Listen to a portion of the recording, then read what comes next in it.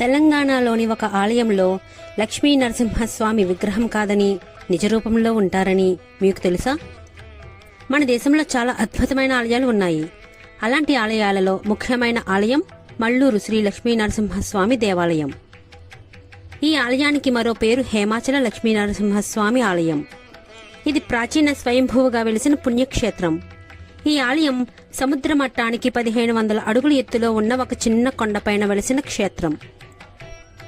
వరంగల్ నుండి 130 కిలోమీటర్ల దూరంలో ములుగు జిల్లాలోని మంగపేట మండలం ముల్లూరులో ఈ ప్రాచీన నరసింహుని ఆలయం వెలసి ఉంది.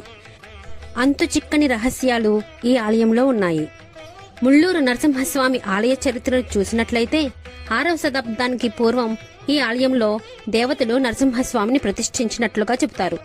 అయితే 6వ శతాబ్దంలో దిలీప కులకర్ణి అనే మహారాజు ఈ ప్రాంతాన్ని పరిశీలిస్తున్న సమయంలో ఇక్కడ తవ్వకాలు జరిపారు. ఆ సమయంలోనే గుణపం తగిలి తన నాభి వద్ద గాయమైందని, భూమి లోపల ఉన్న తన విగ్రహాన్ని తీసి భక్తుల సందర్శనార్థం ఏర్పాటు చేయాలని సూచించడంతో దిలీప మహారాజు విగ్రహాన్ని బయటకు తీయించి స్వామివారి ఆలయాన్ని నిర్మింపచేశారు. ఈ స్వామివారి శరీరం మనుషుల శరీరం వల్లే మెత్తగా ఉంటుందట. నరసింహస్వామి వారి విగ్రహానికి మనుషులకు వచ్చినట్టే చెమట కూడా వస్తుందట. అలాగే తవ్వకాలు జరిపినప్పుడు నరసింహస్వామి వారి నాభి వద్ద గాయం కావడం వల్ల అందులో నుంచి ఒక ద్రవం ఎప్పుడూ స్రవిస్తూనే ఉంటుందట.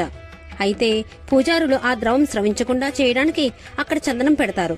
ఈ చందనాన్ని ప్రతి శని, ఆది, సోమవారాలలో భక్తులకు ప్రసాదంగా ఇస్తారు. సంతానలేమితో బాధపడే వారికి ఈ చందనంతో సంతానం కలుగుతుందని భక్తులు ప్రగాఢంగా విశ్వసిస్తారు. ఈ స్వామివారిని భక్తులు సాయంత్రం 5 లోపు దర్శించుకుంటారు. చీకటి పడ్డాక స్వామివారిని చూడటానికి అనుమతించరు. ఈ ఆలయానికి సమీపంలో చింతామణి జలపాతం ఉంది. ఈ నీరు ఎన్నో వ్యాధులను నయం చేస్తుంది అని ఇక్కడ భక్తుల ప్రగాఢ విశ్వాసం. సైన్స్ కి కూడా అంతు చిక్కని అద్భుతమైన రహస్యాలు ఈ ఆలయంలో ఉన్నాయి. అందుకే ఇప్పటికీ కూడా శ్రీ హేమాచల లక్ష్మీ నరసింహస్వామి వారి సజీవ విగ్రహం భక్తులకి అద్భుతంగా నిలుస్తుంది. ఇది మల్లూరు శ్రీ లక్ష్మీ నరసింహస్వామి వారి చరిత్ర. ఇలాంటి మరి ఎన్నో చరిత్రలు తెలుసుకోవాలంటే మన ఛానల్ని సబ్స్క్రైబ్ చేయండి. ఈ విషయం మీకు నచ్చినట్లయితే జై లక్ష్మీ నరసింహ అని కమెంట్ చేయండి. జై లక్ష్మీ నరసింహ.